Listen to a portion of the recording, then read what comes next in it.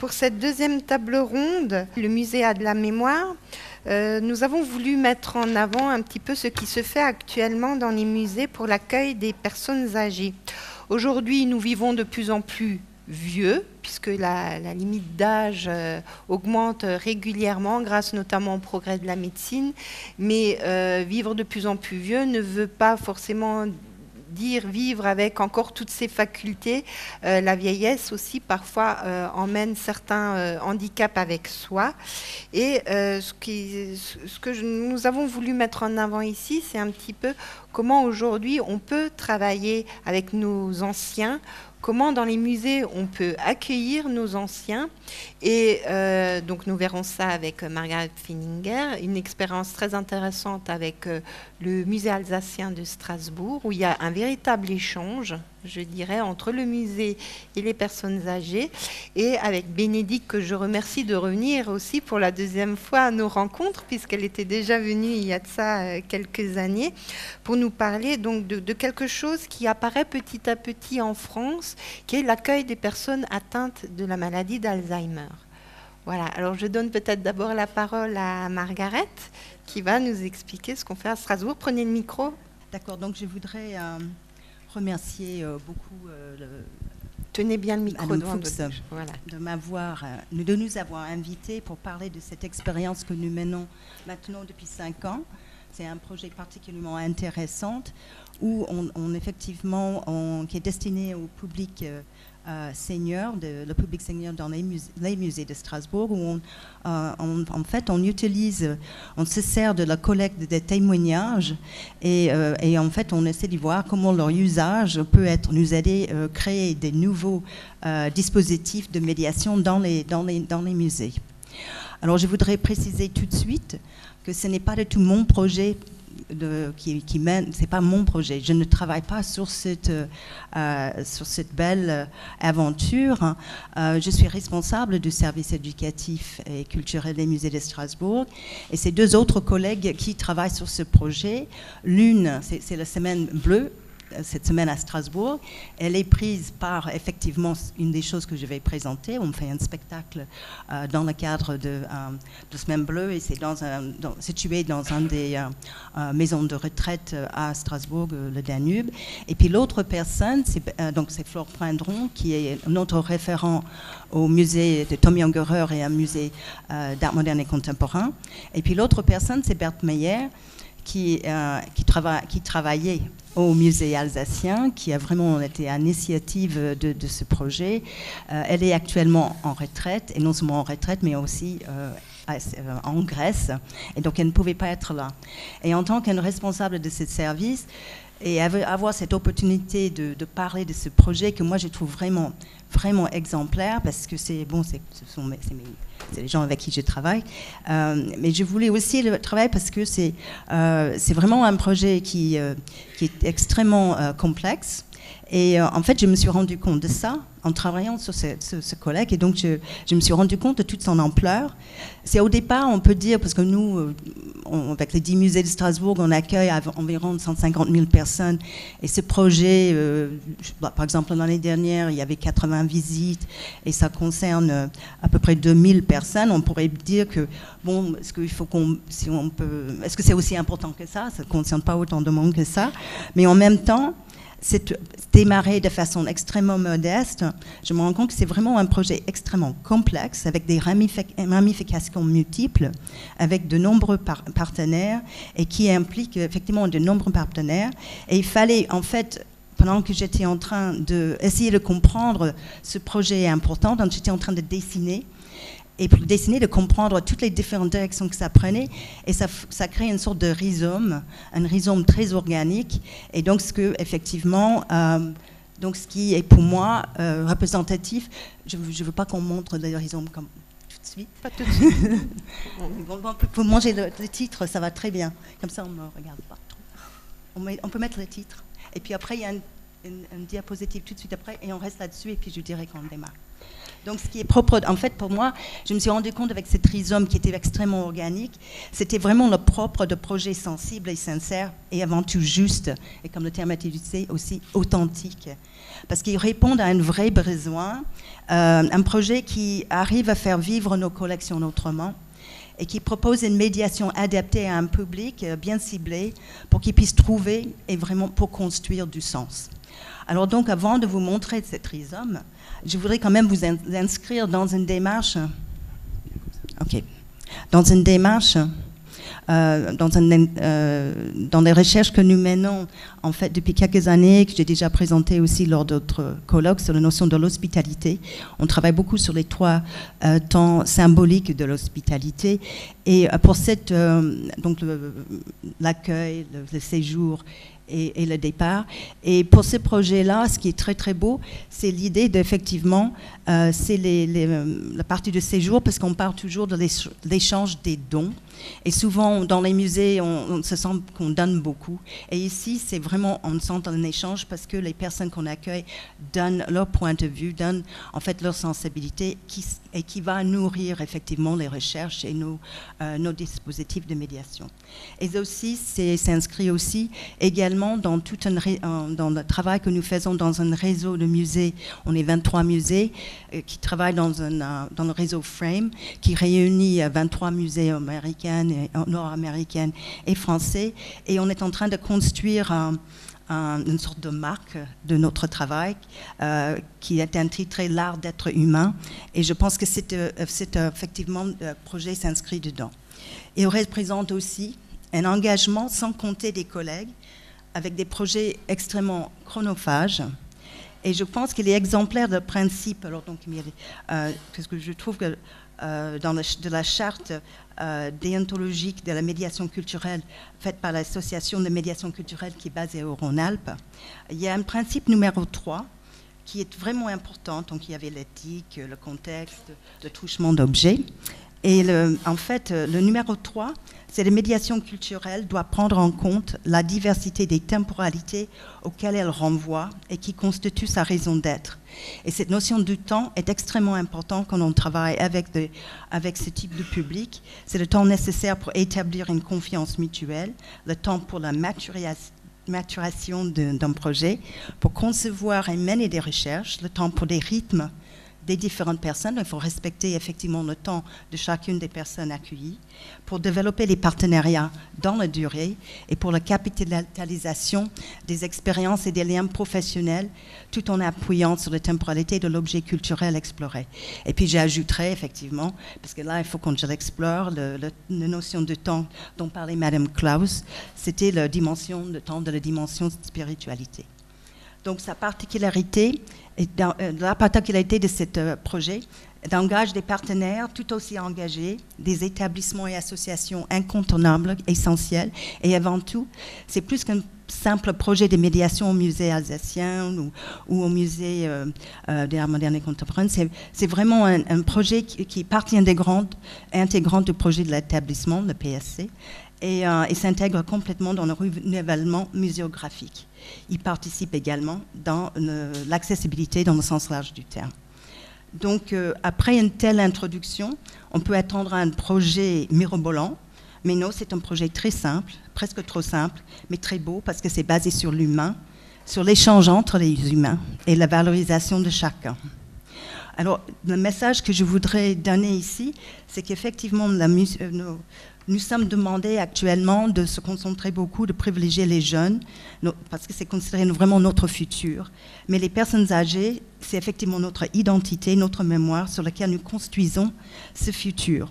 Et quand j'avais discuté avec Berthe Beyer pour monter ce projet, cette présentation, ce qu'elle voulait dire aussi, ce sont nos racines pour se projeter dans l'avenir. Donc voilà, je vais maintenant montrer cet rhizome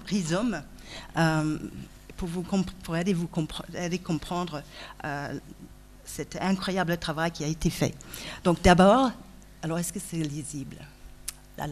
Dans la petite ronde, est-ce que vous arrivez à lire? C'est ATP. Non, vous n'arrivez pas à le lire.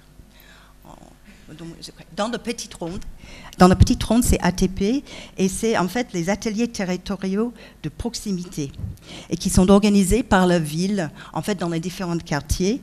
Et on était d'abord intéressés de travailler dans le quartier de nos musées. Et puis, Donc, le prochain, c'était un ATP senior, parce que en fait, les ATP ont des thématiques différentes. Et donc, l'ATP senior était un ATP qui était particulièrement actif. Et donc, on a rencontré... Tenez bien le micro. Okay. Nous avons rencontré les personnes chargées à la ville de l'action de proximité, un service de soutien à l'autonomie, qui nous a fait rencontrer. Donc, on a commencé à travailler, elle nous a invités de travailler dans d'autres quartiers de la ville, qui sont donc, je suis désolée, c'est pas très lisible. Donc, c'est le Port du Rhin, le Port du Rhin, le quartier Elzo, différents quartiers de la ville. Vous allez trop vite. Je suis désolée, je pensais que c'était moi qui allais les faire tourner. Donc, dans les différents quartiers, nous avons rencontré donc les différentes personnes dans des associations, des différents clubs, des associations, des maisons de retraite de ces différents quartiers. Et on avait, pour faire des échanges et des élaborations de partenariats. Et donc, le prochain, c'est montrer qu'on a commencé à proposer des visites et des ateliers dans les différents musées de Strasbourg. Et donc, de différents types où on pouvait essayer d'élaborer une certaine manière d'accueillir ces publics. C'était basé en fait sur les connaissances qu'on avait déjà auparavant des différents types de handicaps dans les différents musées, parce qu'effectivement, ça fait depuis des années, depuis la création du service éducatif des années 70, que nous accueillons et nous travaillons avec des différents handicaps. Et c'est vrai que les personnes, les seniors, ils ont effectivement... ils accumulent ils peuvent accumuler des différents handicaps, effectivement. Et donc, à partir de ces différentes visites, donc, je montre différentes façons qu'on avait de travailler. Ça marche plus. Voilà, c'est l'accueil dans les différentes... une autre manière d'accueillir, plus lentement. On inclut toujours un moment de collation, un moment de convivialité. On travaille beaucoup sur les ateliers. Et puis aussi, quand nous pouvons, comme vous pouvez voir dans l'image de gauche, on fait aussi des ateliers intergénérationnels où, effectivement, des personnes d'un certain âge travaillent avec les enfants plus jeunes. Et ensuite... Très vite, donc on va continuer. Très vite, on a intégré, en fait, on a rencontré le comité des résidents étrangers et ça nous a permis de développer notamment au musée alsacien la dimension interculturelle dans nos visites. Les objets des musées sont autant des déclencheurs d'échanges interculturels parce que des objets aussi simples que le chauffage, le mariage, le jouet, la poterie, ça nous a permis de, effectivement, faire un travail assez intéressant. Vous restez là. Non, vous allez trop vite en fait. Je suis désolée. Donc après la visite, le service qui s'occupait des personnes âgées nous a invités de travailler pendant la période, dans la semaine bleue. C'est un événement important dans la ville de Strasbourg et qui nous a permis effectivement de rencontrer d'autres associations et d'autres maisons de retraite, qui nous a permis donc pour lesquelles on a fait d'autres visites et ateliers. Mais ensuite, on s'est dit, pour toutes ces personnes qui ne peuvent pas venir au musée, qu'est-ce qu'on peut faire? Donc, on a commencé, grâce à la semaine bleue, d'organiser des spectacles. C'est le prochain. Des spectacles. Et comme on avait d'habitude de travailler avec une conteuse, on a décidé de faire des spectacles contés.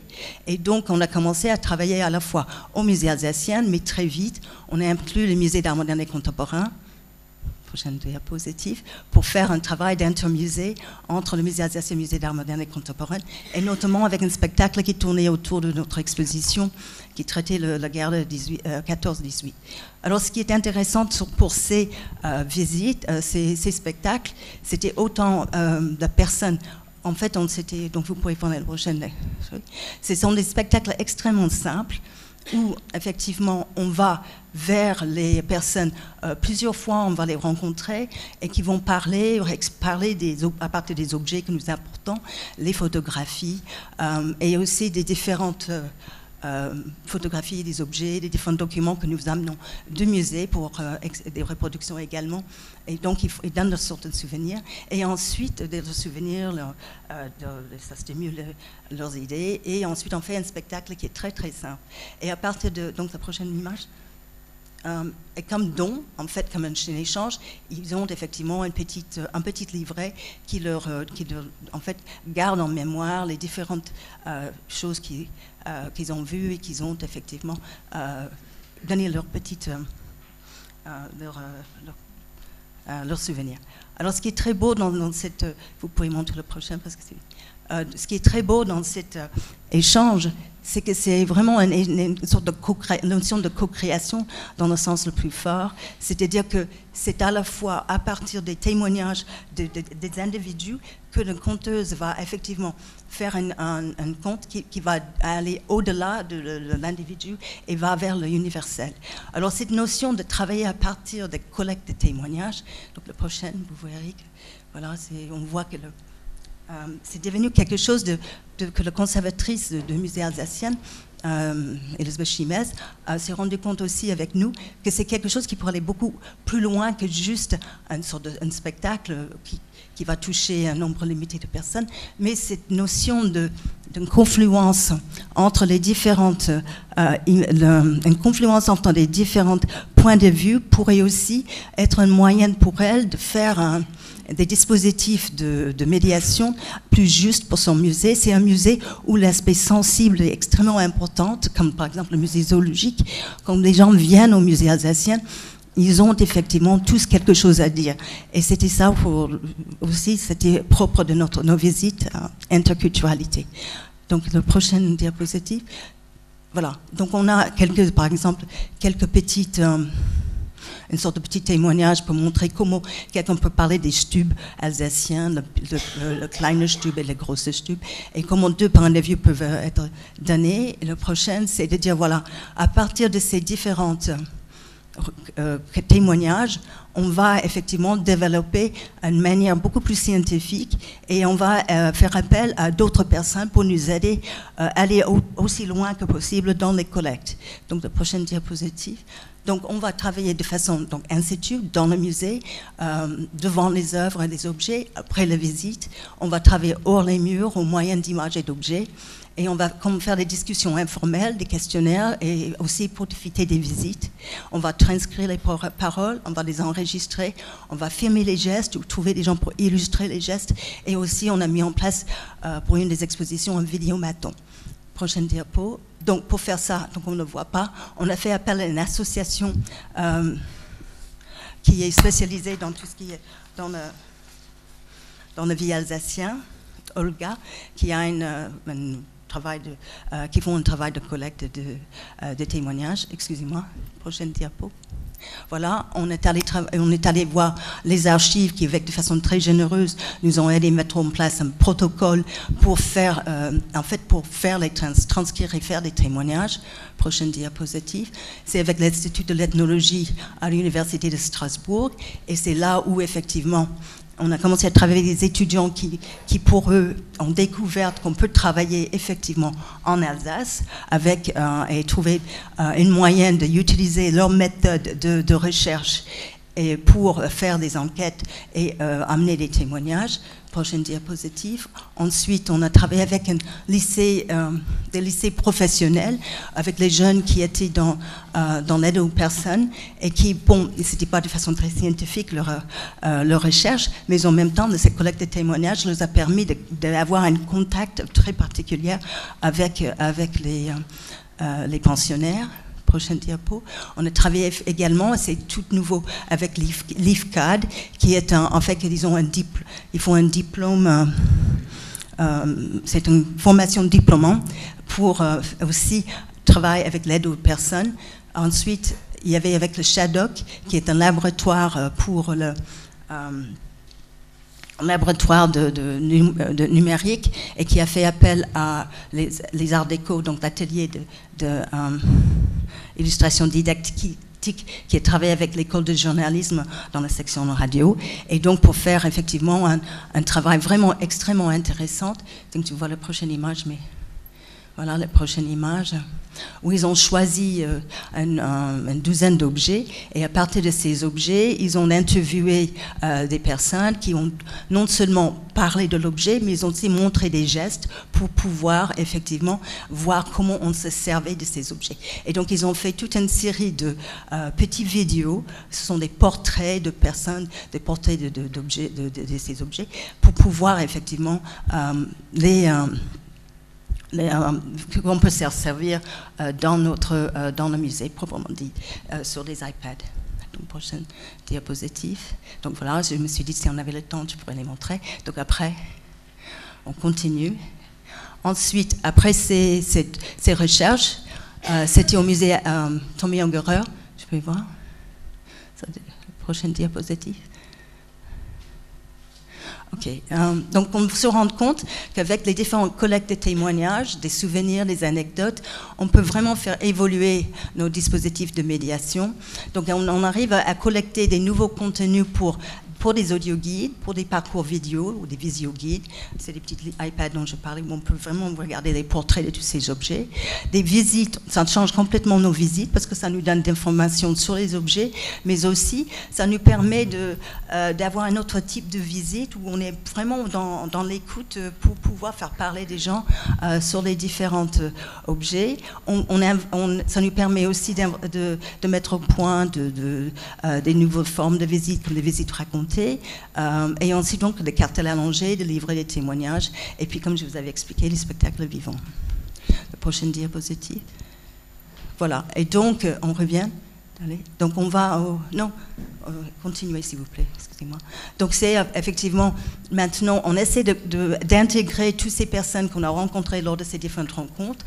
Là par exemple au musée Tommy Ungerer, on travaille avec un groupe de jeunes sur l'engagement d'un artiste dans la société. On a fait le même type de visite avec des personnes venant du même quartier du collège sur cette même thématique, et donc une rencontre se fera entre ces jeunes et les personnes qui ont visité le musée dessus. Prochaine visite, on va être en train de créer un groupe de recherche avec des différents partenaires de ces différents centres, un groupe de recherche avec les médecins, avec les soignants et les médiateurs, pour essayer de vraiment, chaque fois, d'essayer d'améliorer notre façon de travailler. Aussi, également, on est en contact avec l'association Alzheimer 67 pour pouvoir monter, effectivement, un nouveau projet avec un art thérapeute et pour mettre en place des ateliers spécifiques pour ce public.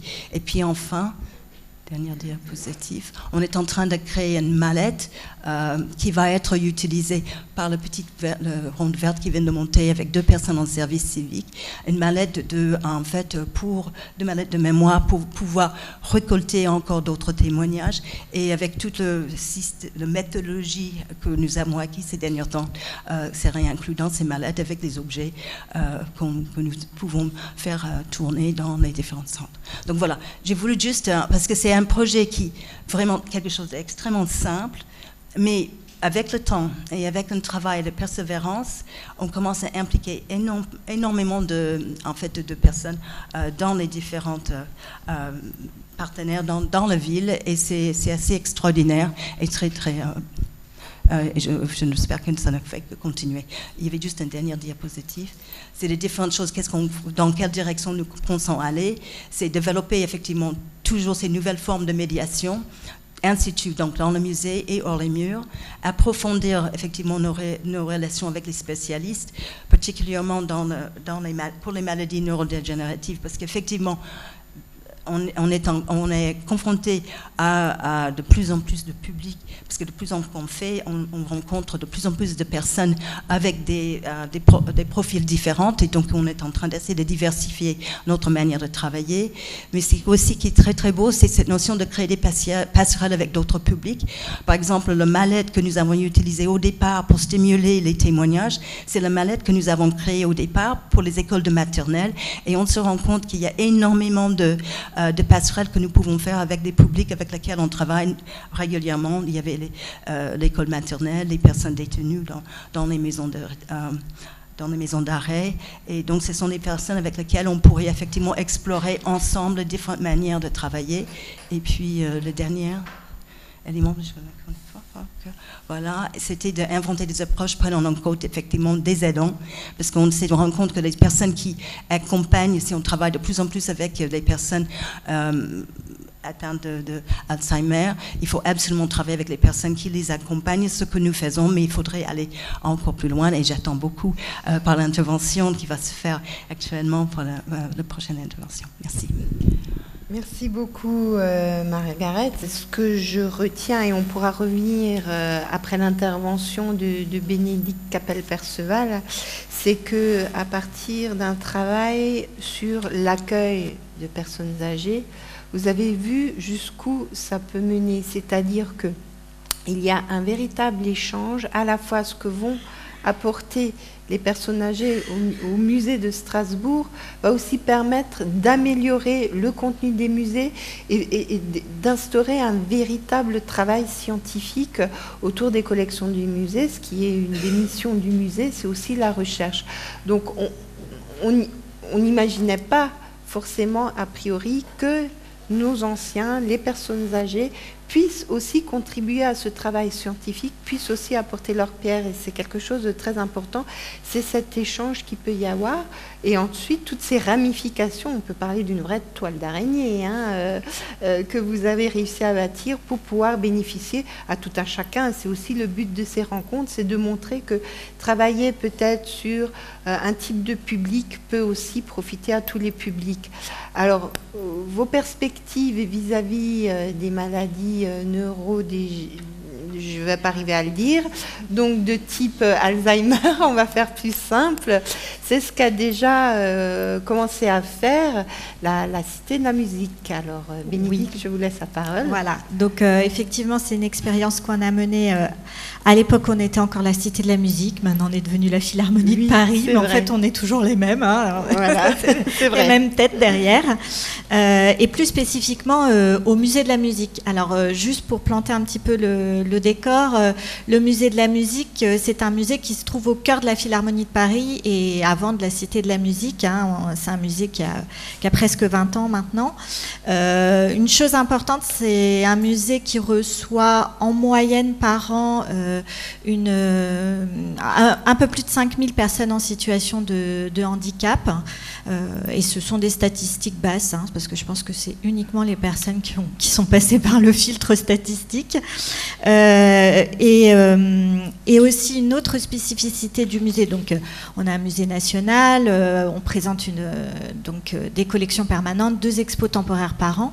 L'expérience qui a été menée là s'est située plutôt dans les collections permanentes. Hein, c'était une expérimentation, donc on s'est lancé d'abord dans ce qu'on connaissait le mieux.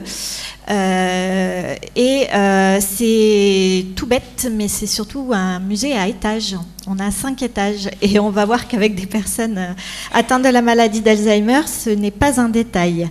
Voilà, et on a une autre spécificité qui se fait de plus en plus rare dans les musées maintenant, c'est qu'on bénéficie d'une équipe de 12 guides conférenciers à demeure chaque saison chez nous, donc que l'on peut former à loisir, voilà, et qui peuvent s'impliquer dans les projets, ce qui était très très important sur ce projet-là. On va peut-être mettre la prochaine diapositive.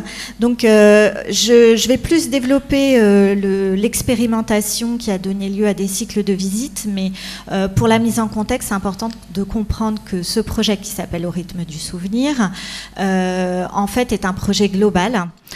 Comme l'a dit Margaret, en fait, effectivement, on n'a pas commencé en se lançant tête baissée tout seul. Donc, on a monté un comité de pilotage, la mise en réseau, la recherche de partenariats, la connaissance des publics en allant vers ceux qui les connaissaient le mieux, a été vraiment la base du projet, puisque quand on a voulu accueillir ce public au musée, on avait donc notre expérience aussi d'une vingtaine d'années de mise en accessibilité de notre offre, de visites adaptées, de parcours libres pour toute situation de handicap, et il nous semblait logique effectivement d'accueillir de manière de qualité et de manière diversifiée également les personnes atteintes de la maladie d'Alzheimer.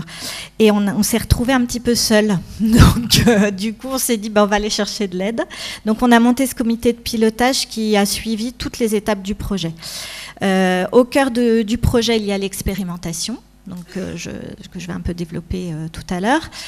À la suite de cette expérimentation, comme nous on s'était retrouvés seuls, on s'est dit bon, on va faire un colloque, hein. on va rassembler les autres, et puis notamment nos collègues de l'étranger, le MoMA à New York, le musée des Beaux-Arts de Montréal, le musée des sciences et des techniques d'Oslo, qui avaient des expériences depuis de nombreuses années maintenant avec les publics atteints de la maladie d'Alzheimer. On s'est dit qu'on allait les faire venir en France et puis on allait pouvoir échanger avec eux. Et puis également, parce que la transférabilité du projet, pour ne pas perdre la trace de tout ce qui s'était passé, était également très important pour nous. On a créé un web documentaire sur le projet. Et dans ce web documentaire, on retrouve d'ailleurs les actes vidéo du colloque. Donc tous ceux qui n'étaient pas à Paris le 21 novembre 2014, c'est comme s'ils y étaient. Il y a 6 heures d'intervention, voilà, pour les longues soirées d'hiver qui s'annoncent. Hein. Voilà. Donc je vais juste aller très vite sur le travail préparatoire. Je crois que c'est la prochaine. Voilà. Donc évidemment, avant de se lancer à l'accueil des publics atteints de la maladie d'Alzheimer, on a formé le personnel. Donc moi, je me suis formée, hein, parce que c'était un public que je connaissais un petit peu, mais voilà, j'ai vraiment été à la rencontre des professionnels, à la rencontre des patients, à la rencontre de leurs familles. J'ai suivi des formations dispensées par les associations, par les structures, et été impliquée dans le projet de conférenciers volontaires de l'équipe pour vraiment travailler les cycles, mais tous les guides conférenciers du musée, donc les 12, ont été quand même sensibilisés au départ à l'accueil des publics Alzheimer. Comme je l'ai dit, on a mis en place des partenariats, j'y reviendrai tout à l'heure. Pour nous, il était donc très important de bien identifier ce public et de l'identifier comme un public et pas comme des malades Alzheimer. Donc vraiment de remettre, enfin pas uniquement en tout cas, de remettre en contexte, oui, le contexte de venue au musée, voilà, quelles pouvaient être leurs attentes, leurs motivations, voilà. Et un petit peu, là, je fais un parallèle avec effectivement le projet précédent, c'est qu'on a tout de suite vu l'importance de faire remplir des fiches de renseignement aux participants pour pouvoir se baser sur leur expérience de vie, pour pouvoir faire des ponts avec ce que nous présentions d'habitude au musée, voilà, de faire des ponts avec leur quotidien ou leur expérience de vie, afin de pouvoir échanger avec eux sur les œuvres musicales ou même les instruments qu'ils allaient voir dans les vitrines, et voilà, vraiment les associer à la visite, plutôt que de faire une conférence où on déverse évidemment du contenu. Voilà, ça a été vraiment très précieux pour les conférencières.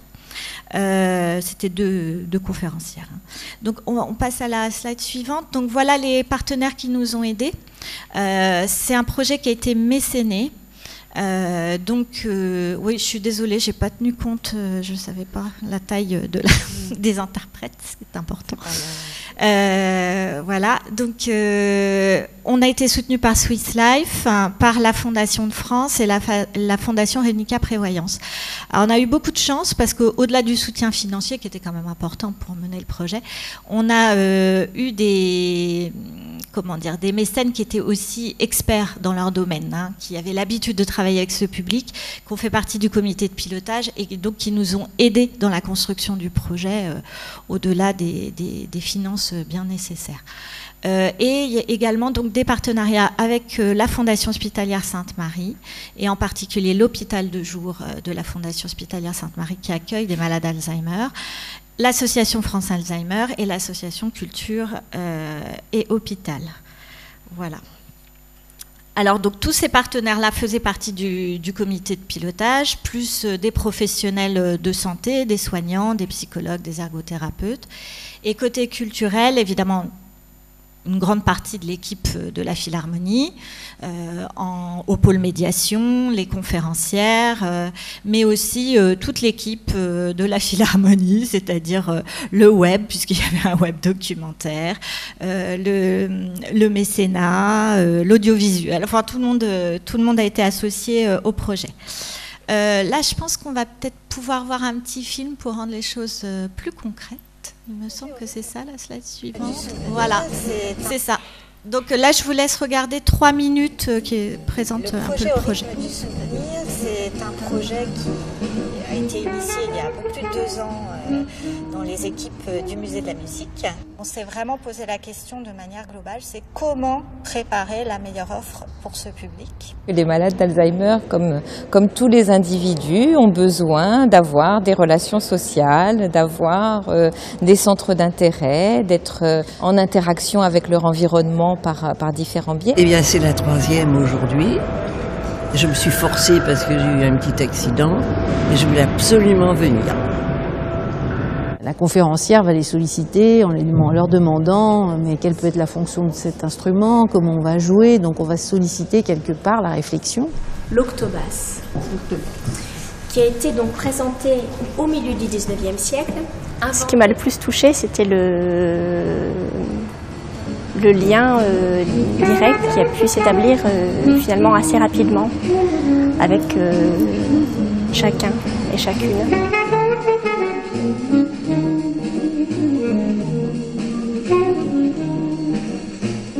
Eh bien, c'est original.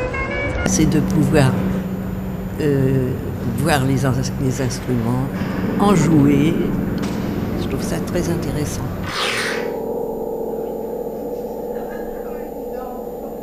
Je me suis dit que pour lui, ce serait quelque chose d'important qui peut-être réveillerait des choses un peu enfouies.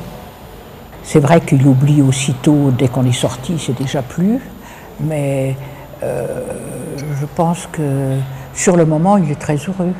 Le fait que c'était gai, nous aussi, moi, une malade, ça m'a donné la joie, de la gaieté, et puis je pars d'ici avec un très bon souvenir, avec l'envie de revenir. Si je suis encore invitée, je viendrai avec plaisir. Ensemble, avec les structures culturelles, ensemble, avec la Cité de la musique, on va pouvoir créer des lieux où peut-être on ne s'apercevra même plus qu'on est souffrant. Comme je l'ai un tout petit peu pratiqué dans le passé, je pense que j'aimerais bien me remettre au piano.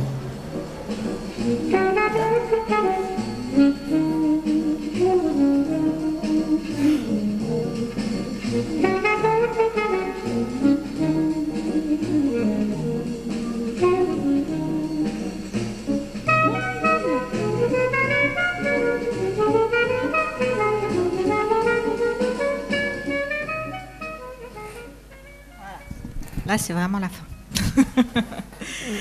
Voilà. Alors, on a vu plein d'instruments là dans le petit film. En fait, les cycles étaient organisés. On a quand même tenu à ce qu'il y ait vraiment des thématiques particulières, un fil rouge tout au long des cycles, pour bien focaliser aussi l'attention des personnes. Mais par contre, il n'y a eu aucun tabou dans les sujets abordés, soit en se disant ça sera trop difficile, ou alors, notamment, on a fait notre première visite sur le mythe d'Orphée, hein, Orphée aux enfers, qui va rechercher sa femme morte. Enfin, parce qu'on a eu un peu des réflexions, mais comment ça, vous allez leur parler de la mort, mais c'est horrible, etc. Donc, pas du tout. Même ça, Orphée a très bien marché d'ailleurs, a suscité beaucoup de questions et de commentaires. Mais bon, pour nous, c'était vraiment important de repartir du musée, des collections, voilà, ce qu'on voulait mettre en avant. Après, effectivement, il faut adapter. Ça, c'est voilà. C'est un impératif, c'est-à-dire que pour des publics, dans ces cycles-là, il y a un aspect logistique qui est fondamental. C'est-à-dire que pour des publics qui pourraient, contre vents et marées, venir voir votre expo, faire 3 heures de queue sous la pluie et rentrer quand même, évidemment, avec des publics Alzheimer, il y a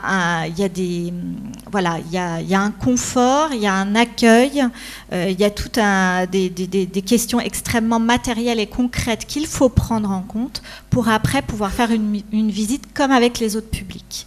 Mais si ces points-là sont pas vus et sont pas évacués dès le départ, ils peuvent vraiment empêcher le malade d'être là, d'être concentré, de participer. Il y en a peut-être la petite slide suivante. Voilà, donc tous les aspects logistiques, à quelle heure on va faire sa visite, comment les gens vont se déplacer. Le transport, le parking, c'est vraiment pas anodin, en particulier si on veut faire venir du public individuel. En plus, nous, on est à Paris. Alors, se déplacer en voiture, se garer, enfin, ça peut être vraiment un obstacle pour beaucoup de monde. Mais là, c'était vraiment des questions, enfin, on a organisé du covoiturage entre différents participants, les associations s'y sont mises aussi. Voilà, c'est peut-être pas des choses auxquelles on pense en tant que musée quand on accueille d'autres types de publics, mais c'est vraiment des problématiques importantes. On a aussi fait un petit document d'accueil pour bien repérer le lieu, avoir la photo de la conférencière, les téléphones à appeler en cas de problème. Il ne faut aussi pas perdre de vue que quand ce sont des individuels qui viennent avec leurs proches, on a eu des gens qui sont venus avec leurs enfants, mais il y a eu beaucoup de conjoints. Donc les conjoints sont eux aussi âgés. Donc voilà, ça peut être vite la panique en cas de bouchon, en cas de retard, etc. Donc tout ça, ce sont des choses à prendre en compte. On peut mettre la slide suivante sur... voilà, ça c'est l'expérimentation avec le descriptif des cycles. Et celle d'après, s'il vous plaît. Voilà. Alors, au niveau de la visite elle-même, notamment, quand je parlais de la logistique, il y a aussi le temps d'accueil. Chez nous, ça faisait quand même 20 minutes dans la visite. Alors, quand on sait qu'au niveau des contenus, déjà, on a dû à peu près évacuer à chaque visite peut-être la moitié ou les 3/4 de ce qu'on dit d'habitude. D'un mon début, les conférenciers n'étaient pas très chauds pour faire 20 minutes de temps d'accueil en se disant « mais après, on n'aura plus rien à raconter ». Ça, c'est toujours la lutte, hein, parce que c'est vrai on a beaucoup de choses à transmettre. Donc, d'où l'intérêt aussi du cycle, c'est qu'on peut prendre son temps. Parce que, comme l'a dit Margaret, c'est très important de s'adapter au rythme du public qu'on accueille. Et les personnes atteintes de la maladie d'Alzheimer, au niveau du rythme de la visite elle-même, il est beaucoup plus lent. Il va falloir leur laisser le temps de trouver les mots s'ils ont envie de parler. Quand on fait des visites avec des aidants, les aidants, ils ne sont pas malades, donc ils sont plus rapides. Donc quand on pose une question, ils répondent avant les autres, forcément. Donc il faut aussi, pour la conférencière, réussir à ménager un temps d'expression pour chacun. Et les solliciter chacun individuellement. Donc pour les conférencières, c'était vraiment des visites qui étaient très enrichissantes. C'est un petit peu ce que dit Valentine dans le film. C'est que par rapport à des visites classiques, on a vraiment un rapport individuel avec chaque participant qui s'instaure. Je pense que c'est comme ça aussi qu'on arrive à maintenir leur attention pendant la visite, éviter qu'ils décrochent. Il y a aussi des petits trucs. Il faut éviter tout simplement de prendre des œuvres trop petites qu'on ne voit pas au milieu de la vitrine. Enfin voilà, des règles de base. Voilà. Ou si on fait un choix, parce que c'est très important de montrer cette œuvre-là, cet instrument, pas lié avec d'autres choses. Nous, on avait montré on a commencé la visite avec une toute petite flûte en os de vautour préhistorique, qui n'est pas très grosse dans la vitrine, qui est quand même difficile à trouver, mais elle est importante dans la visite, et on a des facsimilés de cette flûte. Donc à partir du moment où on pouvait se servir du facsimilé de la flûte, les personnes la repéraient beaucoup plus facilement, et on pouvait pallier. Donc on a toujours un petit peu essayé de chercher à naviguer entre certains critères très opérationnels et concrets, mais ne pas se limiter à des contraintes en permanence, et de trouver aussi des moyens de les contourner et d'amener aussi le public vers des thématiques de visite comme on fait avec les autres. On a fait de la musique baroque. En atelier, les personnes qui étaient un petit peu plus autonomes ont joué la basse continue sur le clavecin, et puis ceux qui avaient un petit peu moins plus de difficultés de praxis, etc. On fait d'autres choses, mais en ça aussi, le temps d'atelier est très important, c'est qu'il permet une cohésion de groupe et que chacun trouve sa place en fonction de ses capacités. Et quand on fait de la pratique, c'est vrai que nous, on a toujours privilégié à la fin de produire quelque chose en groupe plutôt que de manière individuelle. Parce que quand on produit de manière individuelle, les différences sont de plus en plus, apparaissent quand même de manière assez visible. Et puis aussi, on est face à des adultes. Donc on n'est pas face à des enfants, même quand on veut leur faire dessiner des choses, etc. Donc ils n'ont pas envie de donner quelque chose qu'ils trouvent moche, d'avoir un mauvais résultat. Alors que quand c'est quelque chose de collectif, on n'est plus dans le jugement de est-ce que tu as fait plus beau que moi, est-ce que tu as mieux joué que moi, est-ce que tu es plus doué que moi, enfin voilà. Donc c'est vrai que les temps d'atelier sont importants, mais il faut savoir les cadrer. Et puis en visite, au niveau du confort de visite, c'est siège obligatoire. Ça, c'est voilà. Faut s'asseoir, donc d'où l'intérêt de trouver quand même des vitrines, des podiums, des endroits où on a la place de s'asseoir, on peut se poser. Donc on va rester beaucoup plus longtemps que dans d'autres visites. Nous, comme je l'ai dit au début, on a un musée à 5 étages, et on a fait un étage par visite. Il n'était pas question de commencer à emmener les gens dans l'ascenseur, de leur faire grimper 50 étages et de les faire traverser des espaces, etc. Parce que là, franchement, je pense que les conférencières n'auraient plus rien dit du tout. Donc, on se serait déplacé et puis c'est tout. Voilà, on aurait fait un temps d'accueil avec une petite collation, on serait déplacé dans le musée, ça aurait été déjà la fin. On s'est aussi beaucoup, dans la partie musée, utilisé des outils qui étaient plus multisensoriels, toujours pour essayer de pallier également les problèmes de langage. Avec, évidemment, chez nous, on est au musée de la musique, on a de la chance, donc on a plein de choses à faire écouter. Mais bon, l'écoute sonore, on peut en trouver aussi plein de moyens de l'intégrer dans d'autres types de collections, des matériaux à toucher, des instruments, des odeurs. Bon, après, c'est de la médiation, je pense qu'on est tous, on peut tous être créatifs dans ce qu'on amène, mais évidemment, faut le cadrer, parce que c'est pareil, si on fait trop toucher de choses, si on ne cadre pas bien, on a fait passer des embouchures à une visite et on n'avait pas bien cadré, on démarrait, on n'a pas précisé qu'il ne fallait pas que tout le monde se la passe et crache dedans les uns après les autres.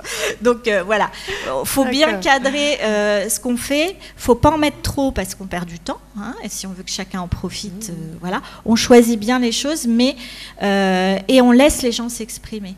C'est-à-dire on n'a jamais posé de questions qui amenaient des réponses uniques. Voilà, c'est toujours des questions ouvertes, c'est qu'est-ce que ça vous évoque, quand vous regardez ça, vous pensez à quoi, etc., etc. Après, les gens, quand ils ont des connaissances et qu'elles sont préservées, ils les amèneront d'eux-mêmes. Mais c'est vrai que ça évite de les mettre en échec de manière récurrente, en posant trop de questions, amenant des connaissances historiques ou autres. Voilà, on va finir sur les perspectives, je pense. Voilà, donc là aujourd'hui, on a lancé les premiers cycles en 2014, on a déjà réalisé une vingtaine de visites, donc on n'en fait pas beaucoup. On a fait quelques cycles, le temps de mettre en route les choses. On a fait certaines ponctuelles. Comme je l'ai dit, au niveau des ponctuelles, on aimerait développer, parce que ça fait partie des demandes des structures, et des individuels, pour les individuels, venir 4 fois, ça commence à être compliqué.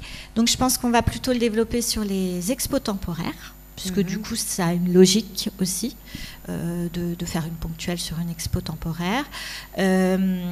Et on réfléchit également, puisqu'on a beaucoup, comme on l'a vu là dans les témoignages, de participants qui après veulent revenir avec leur famille, davantage en autonomie, hors de la visite guidée, hors de l'association, hors de la structure. Donc là, on va lancer un nouveau projet, on va réfléchir donc à des parcours de visite sur tablette. Donc nous aussi, on est sur la tablette. Parce que on fait tous des pistes de visite qu'on peut donner, je ne sais pas, au relais du champ social ou à d'autres. Mais c'est vrai que l'écrit, pour ce type de public, va être vraiment un frein pour suivre le parcours, alors que le côté beaucoup plus intuitif de la tablette nous semble un support plus adapté. Et puis aussi parce qu'on a lancé les choses et qu'on aimerait que les malades Alzheimer et leurs familles aient le choix et une offre diversifiée. Nous, on aime bien les recevoir, mais j'aimerais bien qu'ils aient d'autres endroits que le musée de la musique pour leur sortie du dimanche. Donc on aimerait créer un réseau et qu'on puisse tous avancer ensemble. Voilà. Merci beaucoup. Il nous reste un quart d'heure avant la pause pour des échanges. Alors, je voudrais juste poser une question. Lorsque j'ai fait un peu mes recherches autour de cette thématique, j'ai vu qu'il y a eu des études aussi de fait, notamment suite aux premiers engagements dans ce domaine-là du MoMA, donc du Museum of Modern Art de New York, qui a un petit peu été l'initiateur de ce genre de visite. Donc des établissements spécialisés ont un petit peu évalué apparemment ce que peut apporter à des malades d'Alzheimer ce genre d'ouverture de visite dans des musées.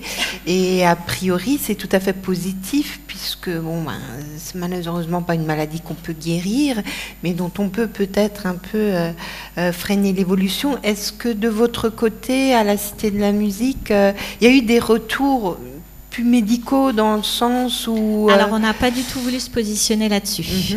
D'abord, nous, nos visites étaient en partenariat avec l'hôpital de jour. On a beaucoup travaillé et avec les équipes soignantes qui se sont appuyées sur nos visites, mais nous, de notre côté, dans notre rôle, on n'est pas du tout allé dans la musicothérapie ou l'art-thérapie. On a travaillé avec une musicothérapeute qui était formidable et chacun de manière complémentaire, on s'est nourris l'une de l'autre, mais chacun est resté dans son domaine. Et par rapport aux évaluations, pour nous, ça nous semble plus intéressant d'évaluer les bienfaits pour soit pour les structures de soins ou pour les musées, que d'évaluer le bienfait pour le malade lui-même. Parce que moi, c'est une question qui me gêne. Quand je vais au musée, on ne me demande pas si ça me soigne. On ne me demande pas si je vais mieux. Je vais mieux, mais on ne me demande pas ça de manière médicale. On me demande si ça m'a plu, si j'ai été bien reçue, si j'ai trouvé l'intervenante intéressante, si le sujet... voilà.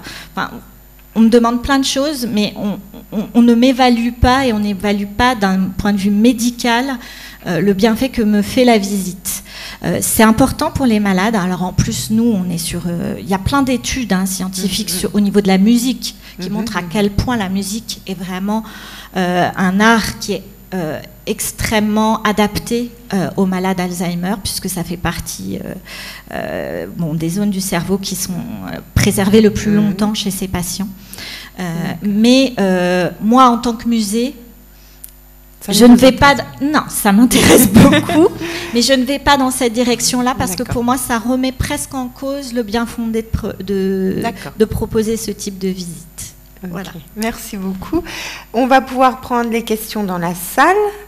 Est-ce que sur ces deux sujets, l'intervention de Margaret ou celle de Bénédicte, est-ce qu'il y a des questions?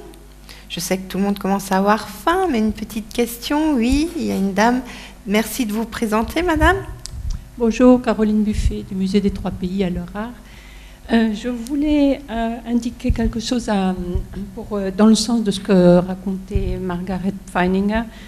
On travaille aussi à l'Eurart avec des maisons de retraite. Il se trouve que le Musée des Trois Pays est mitoyen avec 2 maisons d'accueil de personnes âgées. Et on les fait intervenir avec des objets, là aussi, mais on se déplace avec des groupes scolaires, on va leur rendre visite, on apporte quelques objets et on instaure un dialogue intergénérationnel. Et ça, c'est quelque chose qui marche très très bien, qui a beaucoup de succès et qu'on va certainement développer dans les années à venir, cette dimension intergénérationnelle. Les personnes âgées interviennent moins en tant que scientifiques, mais en tant qu'interlocuteurs. Beaucoup d'enfants n'ont plus ce rapport à la personne âgée. Il y a un internaute qui disait tout à l'heure, est-ce qu'il y a un problème d'éducation? Moi, je crois qu'il est réel. On a de moins en moins de contact avec la personne âgée et surtout les personnes en situation de handicap. Ça, c'était une remarque. Et j'aurais une question aussi au Musée de la musique. Vous avez parlé de la formation des guides conférenciers. Est-ce que vous pourriez nous dire, en gros, en quoi est-ce qu'elle consiste? Combien de temps elle dure? Quels sont les contenus, en gros? Et combien elle coûte?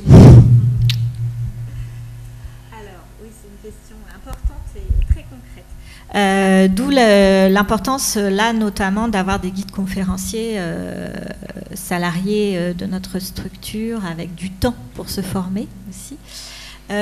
Au niveau de la formation du contenu, toute l'équipe a été sensibilisée. Donc, contenu théorique, une association vient parler du public, qu'est-ce que c'est que la maladie d'Alzheimer, on montre des petits films, voilà. Une petite sensibilisation de base. Ensuite, au niveau des conférenciers qui ont participé au projet, elles sont vraiment allées dans une plateforme de répit, suivre des formations qui sont normalement dispensées aux aidants familiaux sur la maladie d'Alzheimer. Donc là, on approfondit sa connaissance de la maladie. Il y a des aspects assez théoriques. Il y a des aspects plus concrets, comment on entre en communication avec les personnes qui ont la maladie d'Alzheimer. Après avoir évacué toutes les questions de je fais la petite liste de tous les troubles qui peuvent survenir voilà, en lien avec cette maladie, vraiment on passe aux choses concrètes. Très bien, bon, bah, la personne elle a ça, mais maintenant je fais quoi pour la mettre à l'aise, pour rentrer en communication avec elle, pour comprendre certains comportements, pour... Et ces formations de plateforme de répit destinées aux aidants familiaux, pour nous, moi aussi, hein, je l'ai suivi, ça a été très enrichissant parce qu'en plus, il y a les questions des aidants. Donc pour nous, la maladie ne reste pas théorique et ça devient concret dans le quotidien. Les aidants viennent avec des questions extrêmement concrètes et en plus, ça individualise énormément la personne. C'est-à-dire qu'on ne reste pas dans la maladie d'Alzheimer, les malades d'Alzheimer, etc. On voit que pour Madame Machin, avec sa mère, c'est ça la question qui se pose. Que pour Monsieur Truc, c'est son papa, etc., ou son conjoint. C'est d'autres problématiques. Donc déjà, on arrête de voir le public comme un tout, le groupe uniquement comme des gens malades. Et on voit de manière très fine hein, comment l'histoire de la personne, son entourage familial, ses troubles liés à la maladie s'imbriquent pour voilà, donner une personne qu'on a en face de soi. Hein. C'est comme la question de tout à l'heure, hein, quelqu'un qui est en colère. Voilà, déjà, je sais pas, est peut-être en colère, c'est peut-être pas forcément à cause de son handicap. Moi, j'en reçois tous les jours, hein, des gens furieux, des profs qui m'appellent, qui me disent comment ça, vous avez refusé la visite opéra italien pour mes enfants de petite section de maternelle. Enfin bon, voilà, c'est un scandale. Enfin voilà, hein, des gens en colère pour plein de raisons, il y en a. En plus, par exemple, quand on revient à la colère chez les malades d'Alzheimer, bah, ça fait partie des troubles du comportement, hein, l'agressivité qui peut être présente. Donc voilà, c'est important de comprendre que la personne, quand elle vient au musée, voilà, elle a une histoire. Et d'ailleurs, dans le webdoc, vous avez un petit film qui est consacré à 2 personnes qui nous ont aidés dans le comité de pilotage. Je ne l'ai pas assez dit. On a associé bien sûr un aidant familial et son proche malade hein, au comité pendant toutes les discussions. Et au colloque également, d'autres personnes qui sont venues témoigner, hein, puisque c'est vraiment eux qui est important. Et puis, elles sont allées aussi dans les institutions d'accueil. Hein. C'est-à-dire qu'il n'y a pas que la formation. Je vais à une formation pendant 3 jours, je m'assois à une table, je regarde des films, je prends des notes, etc. Il y a aussi aller voir où sont accueillies les personnes, discuter avec les professionnels hein, qui les prennent en charge. Donc après, la formation, elle ne s'arrête jamais, hein, en fait. Voilà. Et c'était gratuit, hein, parce qu'il y a les plateformes d'aidants, les formations sont gratuites. Et nous, en plus, comme c'était un partenariat, dans le cadre d'une expérimentation, bien sûr, c'était nos partenaires qui dispensaient les formations. Après, je sais qu'il y a beaucoup d'associations qui dispensent des formations qui sont parfois payantes, mais enfin, ce n'est pas des coûts exorbitants comme on peut voir sur d'autres formations. Est-ce qu'il y a d'autres questions dans le public? Oui? N'oubliez pas de vous présenter.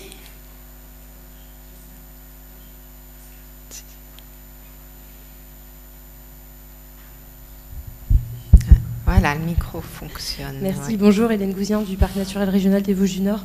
Moi, j'ai une question aussi qui m'intéresse par rapport à l'intervention que je vais faire cet après-midi. À la Philharmonie, vous avez cette cité un certain nombre de mécènes. Et la dame aussi a demandé tout à l'heure le coût de la formation. Moi, j'avais compris le coût, pas pour les participants, mais combien ça avait coûté. En fait, tout simplement, combien ça coûte votre projet. Voilà, quel est le budget de ce projet, et avec peut-être un peu de détails éventuellement. Merci beaucoup. Alors, c'était la dernière intervention de la journée du colloque. C'est combien ça coûte, comment on trouve des sous.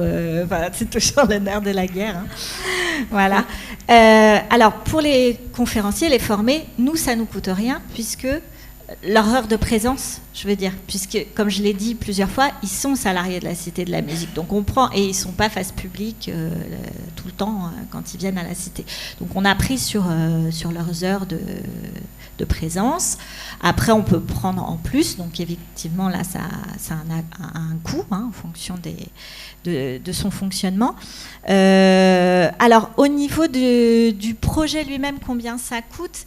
L'expérimentation au niveau des cycles, c'est pas ce qui coûte le plus cher. Nous, ce qui a coûté très cher, c'est de faire le webdoc et organiser le colloque, parce qu'en plus, c'est un colloque international. On a fait venir des gens de l'étranger, etc. Donc, j'ai pas préparé les chiffres, hein. Malheureusement, j'aurais dû faire ça. Je ne peux pas vous donner d'enveloppe globale. Le webdoc, après, on peut en faire à 10 000 € et on peut en faire à 50 000 €. Hein, ça dépend ce qu'on met dedans.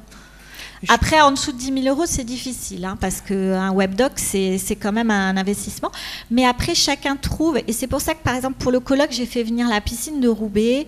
Il n'y avait pas que des grosses institutions.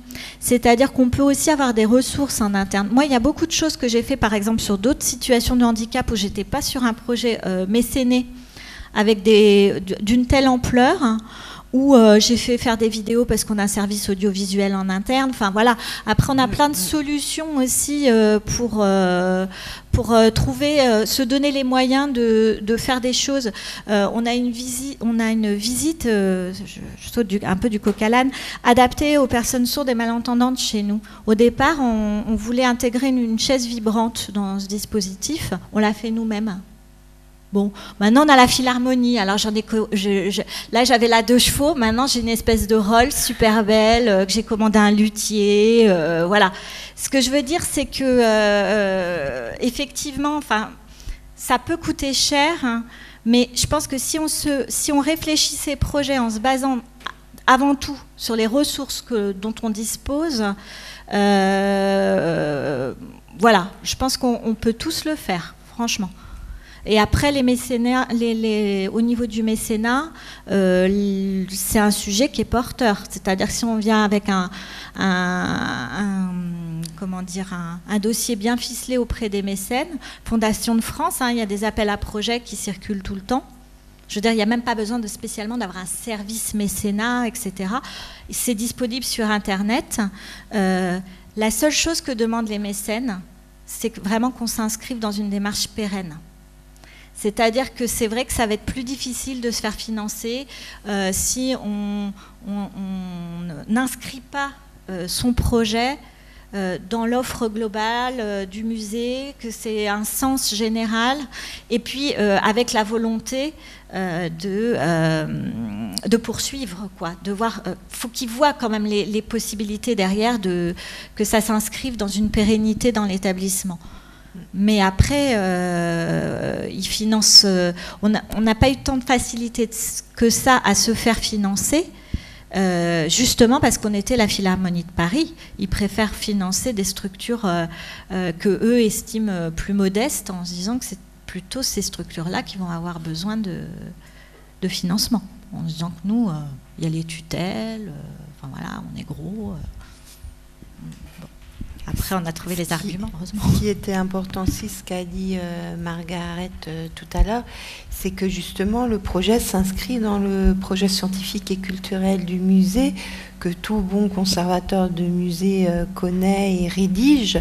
Et effectivement, à partir du moment où ça fait partie de la partie service du public, médiation, là aussi, je crois qu'on peut trouver des financements auprès de nos tutelles dans ce domaine-là. Et là où je voulais aussi rendre attentif le public, puisqu'à Electropolis, on a aussi travaillé sur des modes, des mises en œuvre de visites et de choses. Je crois que ce qui coûte le plus, et pas forcément en monnaie sonnante et trébuchante, c'est tout simplement le temps qu'on va passer. On a parlé de la notion de temps, les choses ne se font pas en 5 minutes, loin s'en faut, et qu'il faut souvent pouvoir inscrire ce genre de projet dans une durée, dans le temps. Il faut le préparer, c'est souvent un long travail de préparation à l'avance, et c'est en ça où c'est important que ça s'inscrive dans le projet global du musée, parce que le temps que vous allez y consacrer, c'est du temps que vous n'allez peut-être pas consacrer à autre chose. Donc je crois que c'est plutôt le temps qu'on y passe qui va peut-être quelque part coûter de l'argent, mais pas forcément de l'argent en monnaie sonnante et trébuchante, mais plutôt le temps que passera le personnel à travailler, à trouver ses partenariats, à préparer, à tester, tout comme vous l'avez fait de part et d'autre à Strasbourg ou à Paris. Donc voilà, c'est aussi, ça coûte du temps, je dirais, de travailler sur des projets, comme ça coûte du temps aussi de travailler sur des projets pédagogiques avec des groupes scolaires. Voilà. Donc après, c'est aussi un choix d'une politique d'ouverture et d'accessibilité vis-à-vis de nos structures. Voilà.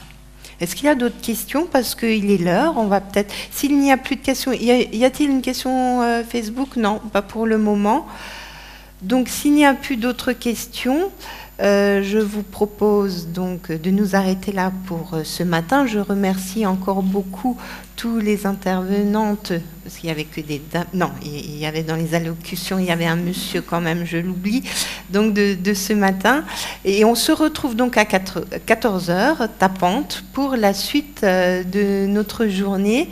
Et donc je vous invite à débattre pendant la pause aussi entre vous. Voilà, à tout à l'heure.